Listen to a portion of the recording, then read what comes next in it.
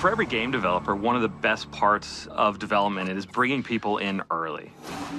These guys are the best of the best, and they're looking at our game, and we just hope that they enjoy what they see. Just being a part of this, even though it's just for a day, is a remarkable experience. Being able to try something before everyone else, it gets the driving me going. I'm all excited. You see this competitiveness, this sort of how can I use what he just told me to my advantage. That's all we've ever wanted, be able to give our input and make the game that we all love and play that much better. Kill confirmed.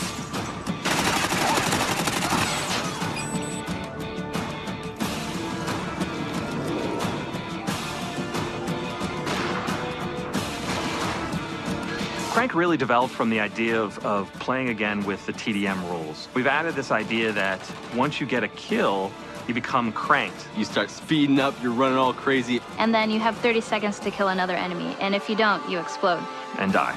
And all of a sudden it becomes very frantic Call of Duty. Lots of kills really quickly. I was running around the map going crazy looking for that last kill at the 2-second mark. You get a guy in your sights and someone comes in and steals that kill from you, and then you blow up, that's kind of a problem.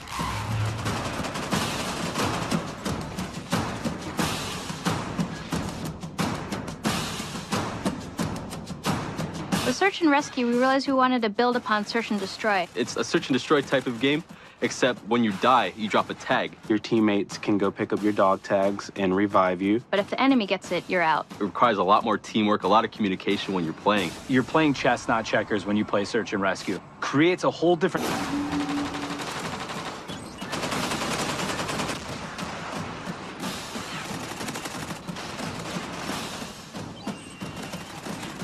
Reviving teammates and taking out the enemy's tags became another objective within the search and destroy mode. I think it's going to be a lot more strategy involved.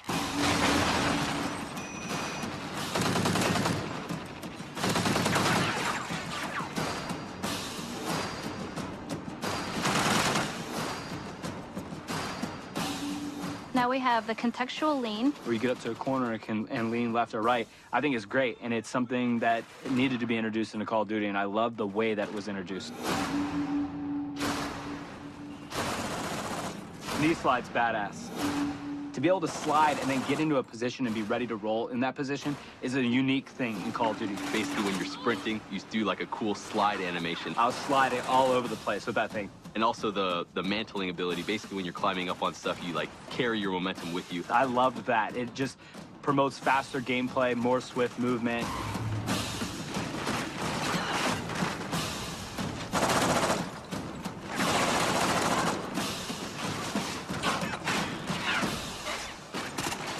We brought back Assault, Support, and Specialist. And with Assault, I saw a lot of people choosing the dog, and it's one of my personal favorites as well. To have this companion, this dog that helps you out, is so cool. It'll growl or bark when there's an enemy nearby, so you may be alerted to someone upstairs or right out the corner. We haven't really seen that in Call of Duty before, to have real AI things that escort you around the map. That really appealed to me.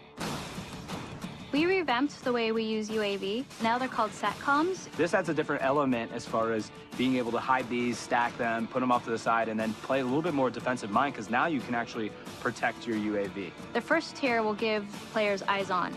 So when a teammate sees an enemy, you'll see it on your mini-map. When you throw down a second SATCOM, it gives you the traditional UAV that everyone's familiar with. And when a third is thrown down, that's when you see the directional movement of enemies. The other thing that I really like, where you can snipe from the helicopter. You go up into the air and you can control where the helicopter is on the map, but it's up to you to snipe off enemies. And trying to snipe the guy that's sniping from the helicopter is even much harder. It's definitely going to be fun. I'm going to love this every second of it. We're also adding a new robust perk system. Basically, they've split a bunch of perks from the old Call of Duties and made a pretty big list of them. Some perks may be more useful than others or more powerful than others. It may take up 5 allotted slots, it may take up 4, just depending on what you want to use.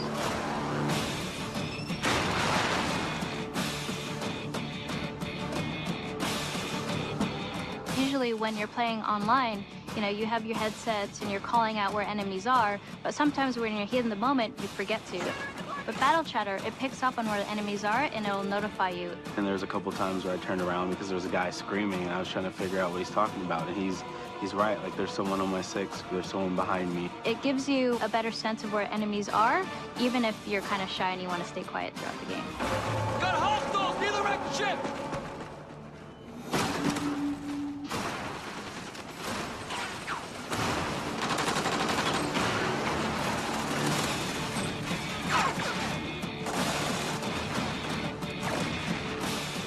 Working on Call of Duty Ghosts has been an amazing trip. We're getting close to the finish here.